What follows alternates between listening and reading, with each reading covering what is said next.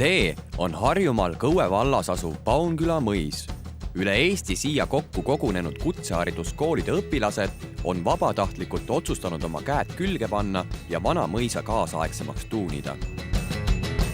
Mõisas asuva hooldekeskuse pikaajaline juht Valter on abiliste saabumise üle äärmiselt rõõmus.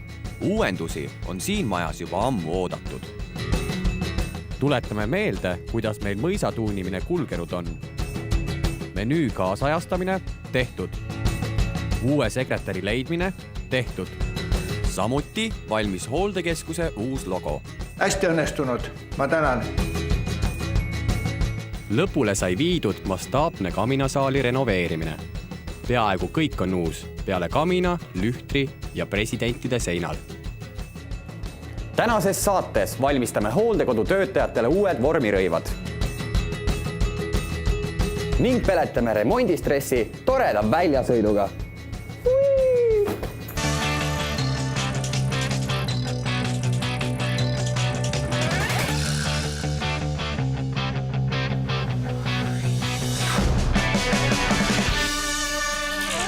Täna viin ma Paunkülas läbi koormustesti. Millistele tingimustele peaks vastama hooldustöötaja rõivastus? Ja kõigepealt paneme kindad kätte. Need on nagu seemendaja kindad.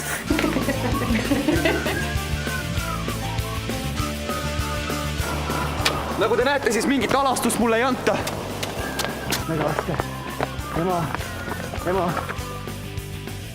Paunkülla saabub Kuldnõela kavaler Tiina Talumees, kes hakkab koos Pärnumaa kutsehariduskeskuse rätsepatega kavandama hooldekodu töötajatele uusi vormirõivaid.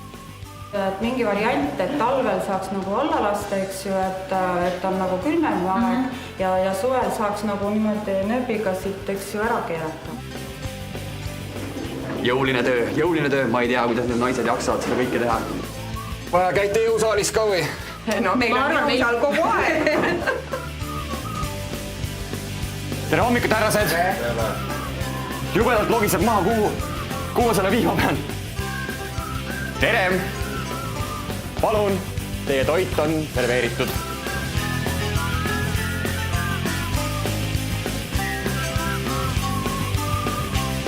Väga hea oli. Super, hea kuulda.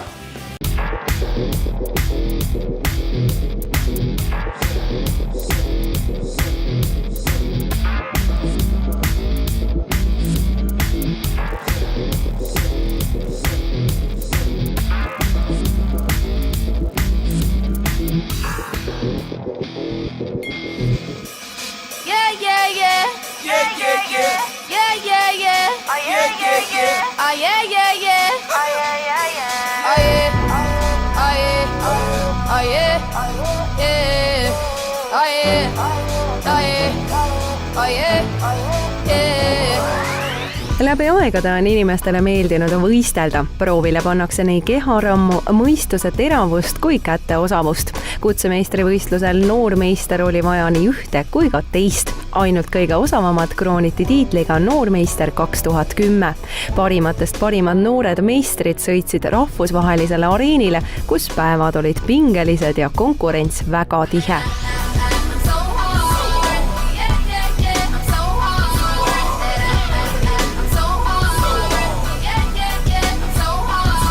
Teist korda on toimumas Euroopa kutsemeistrivõistlused Euroskills 2010, sedapuhku Lissabonis. Eesti on kohal ühe suurima delegatsiooniga 20 võistlejat ja kes on võistlemas 7 erineval alal.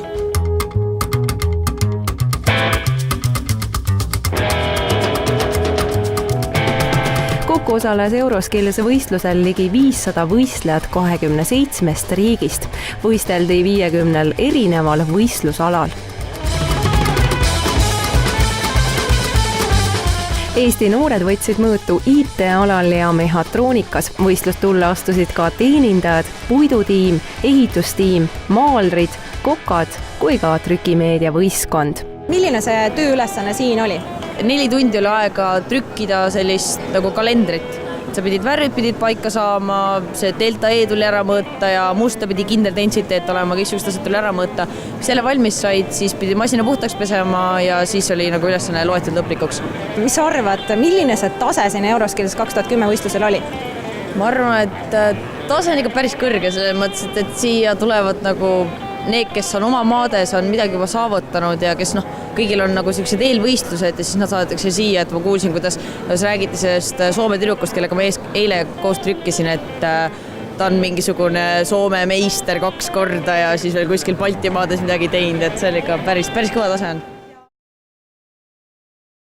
Väidame, et olukord on halb. Eurostati andmetel on meeste ja naiste palgalõhe võrreldes keskmise palgaga Euroopa Liidu suurim. See on 30,9%. Mina isiklikult arvan, et see võiks vähe väiksem olla muidugi see protsendi vahe. Aga mingil määral võiks muidugi naised vähem saada palka, mingi 10-5% vähem. Sellepärast, et ikkagi mehed teevad vähe raskemat tööd. Muidugi ma saan aru, et see vaimne mõtlemine, mida naised teevad, näiteks kui nad on kontorites, siis see kurnab ka väga palju. Aga mina olen selle poolt, et nad saavad mingil määral vähem. Muidugi see füüsiline töö, me taastume kõik, aga see vaimne töö, väga paljud mu tuttavad näiteks tegelevad, on nagu sekretärid ja asjad, eks ju, ja nad on tööpäeva lõpuks väga kurnatud. Ja siis nad on ikka mitu päeva tujust ära, näiteks kui midagi halvasti läheb, eks ju. Sellepärast nad muretsevad, aga inimene, mees näiteks teeb oma füüsilise töö ära, puhkab, magab välja ennast ja siis järgmine päev uuesti.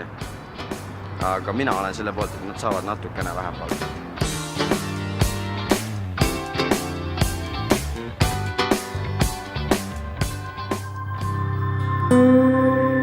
Ma toetan mõtet, et keel on vahend millegi saavutamiseks. Seda enam, et igas informatsioonist on 7% on sõnad, 55% on kehakeel ja 38% jääb siis see hääletämber ja niisugused muud sinna juurde kuuluvad näitajad. Seega sõnu ei ole eriti palju vaja.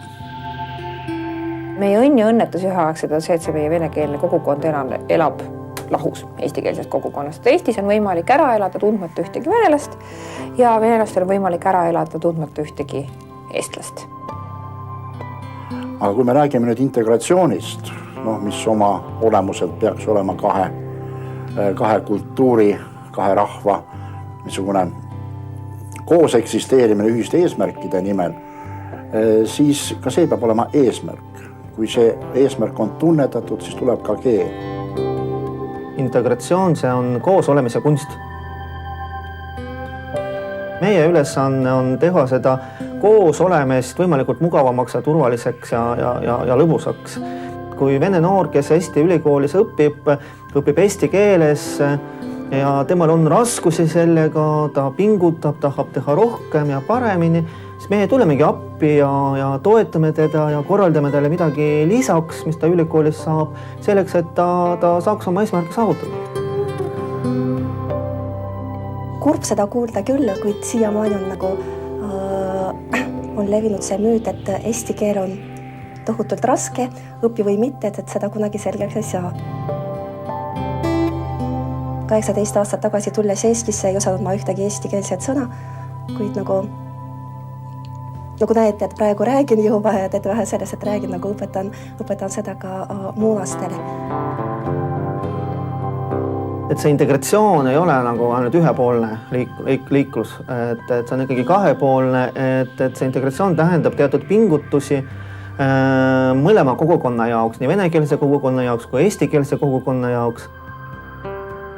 Rohkem suhtlust inimeste vahel on tegelikult see, mis kõike rohkem tapab hirmu. Me ei saa ühte kultuuri vastandada teisele, me elame ühes ruumis ja teeme vigu mõlemad. Mina olen Valgast, olen 70 ja pluss ja klubisse tulin, kui alkas Valgas see projekt tööklubi 50 ja pluss. Enne ma ei teadnud sellest midagi, aga lugesin kohalikust meediast. Ja kuna minu elu oli üsna muutunud, seiskunud kodus, siis läksin sinna selleks, et tulla kodust välja. Meie klubisse sattusid äärmiselt toredad inimesed, väga mitmekesiste oskustega inimesed ja väga mitmekesiste teadmistega inimesed. Ja järjest rohkem hakkas see meeldima. sellepärast, et meie juhendajad hakkasid meile sisendama nii emotsionaalselt kui ka psühholoogiliselt seda positiivsust. Ja et ei tohi jääda koju, tuleb elust активselt osa võtta, ükskõik mis vanuses.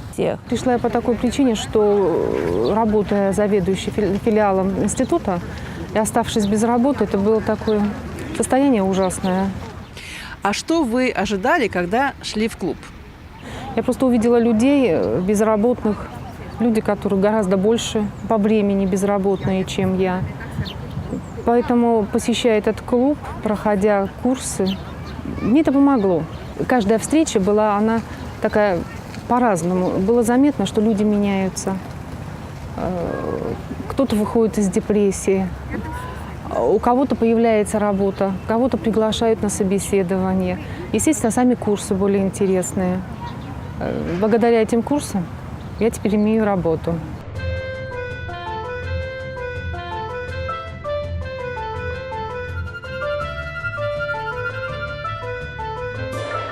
Tere!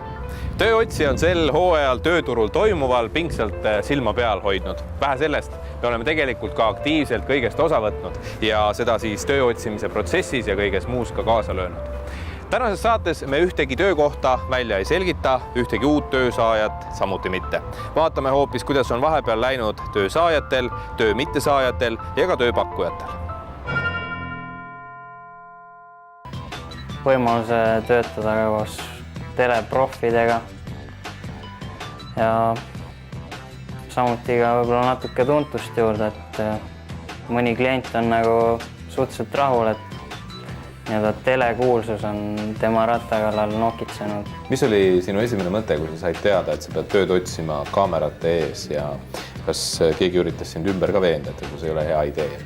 Esimene mõte oli võib-olla seotud sellega, et kuna ma sellel hetkel töötasin teises kohas veel ja ma ei olnud oma ülemustega rääkinud, kuidas ma neile seda serveerin ja mida nemad sellest arvavad. Et mingit kaamerakartust või midagi sellist ei olnud. Et saade on mulle alati meeldinud ja hea koht on öelda, et saade on mulle alati ka selles mõttes meeldinud, et ma olen seda palju vaadanud, aga mingit kartust või midagi sellist ei olnud, et oligi esimene mõte, et peaks mõtlema, kuidas ülemustele seda serveerida. Mul ei olnudki tegelikult ootusi. Et ma lihtsalt mind kutsuti ja mõtlesin, et tulen. Et ma tavaliselt olengi nii, et lähen külma kõhuga peale elu välja kutsetele. Ma esialgu arvasin, et see saate on väga kohutav, aga tegelikult ta nii kohutav ei olnudki. Et ise ei ole nagu kunagi niimoodi ekraanil olnud, et see võib-olla natuke sisemiselt ärritas. Aga päeva lõpuks juba nagu hakkas asi minema, et miks mitte. Tarmo, sa valmistusid ka saateks ette, et kui pikalt ja mida sa tegid? Pigem nagu viisin ennast selle ratta teemaga kurssi ja äritasin võimalikke katseülesandeid, mis võivad tööintervjuuril ja päevakäigus ette tulla. Tarmo on oma ettevalmistusest rääkides küll tagasihoidlik, kuid tegelikult on ta tööotsija ajaloos siiski üks paremini oskustega varustatud kandidaate, just eriti ülesannete osas. Nimelt harjutas ta enne saadet oma tulevase tööandja Rakvere kaupluses 4 päeva järjest rataste kokkupanemist. Muidugi ei pane me pahaks neile, kes ettevalmistusi ei tee, kuna ülesanded on vahel üsna ootamatud, võib olla raske nendeks ka ettevalmistada. Kes võiks arvata, et sul palutakse saates väike luuleõhtu korraldada või vanadest ajakirjadest oma CV kokku kleepida?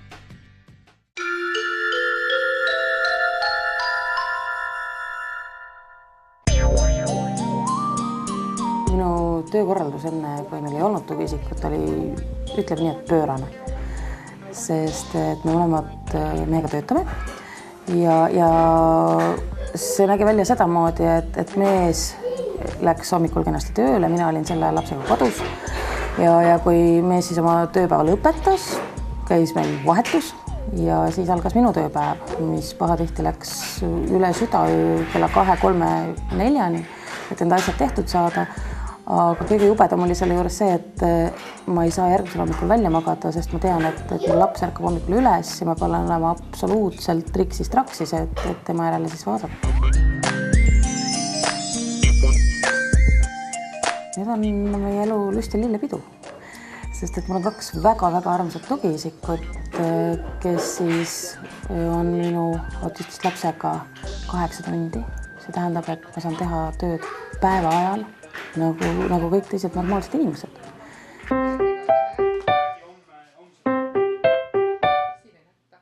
Ka Iivika lapsele on diagnoositud autism. Tugiisikute projekt on kasvanud välja ennekõike elu praktilistest vajadustest. Tegemist on Põhja-Eesti Autismiliidu projektiga, kus me osutame tugiisiku teenust lastele, kes käivad lasteaias või siis on eelkooliealised, et nende lapsevanemad saaksid tööl käia.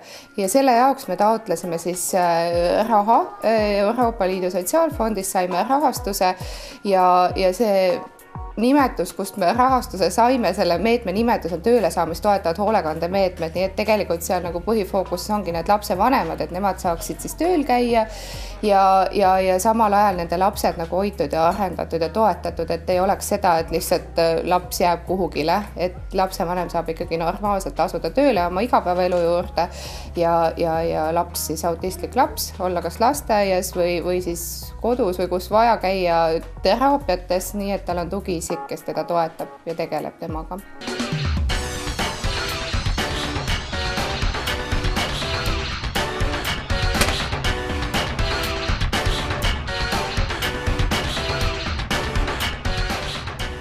Ott, kas sa tead, kui palju inimesi hukkub igal aastal tuleõnnetustes? Liiga palju. Täpselt.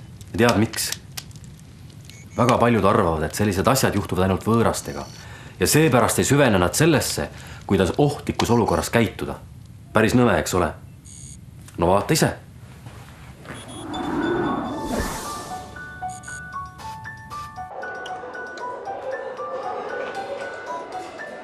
Üks küsimus.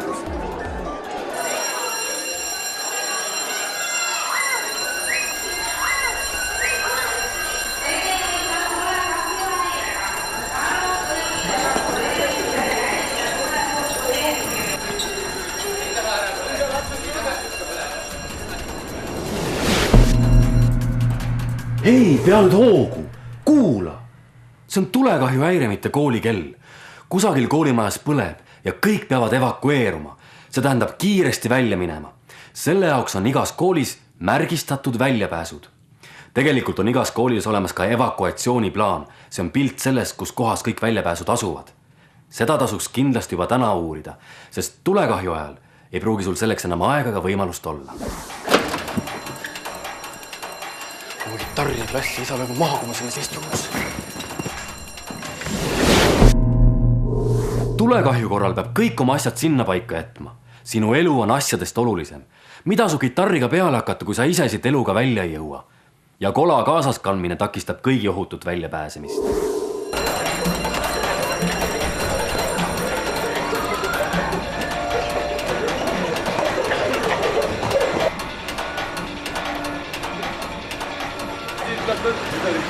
Ärge tekitage troppi, tulge ukse vahelt kiiresti trepist alla ilusti, ärge komistage!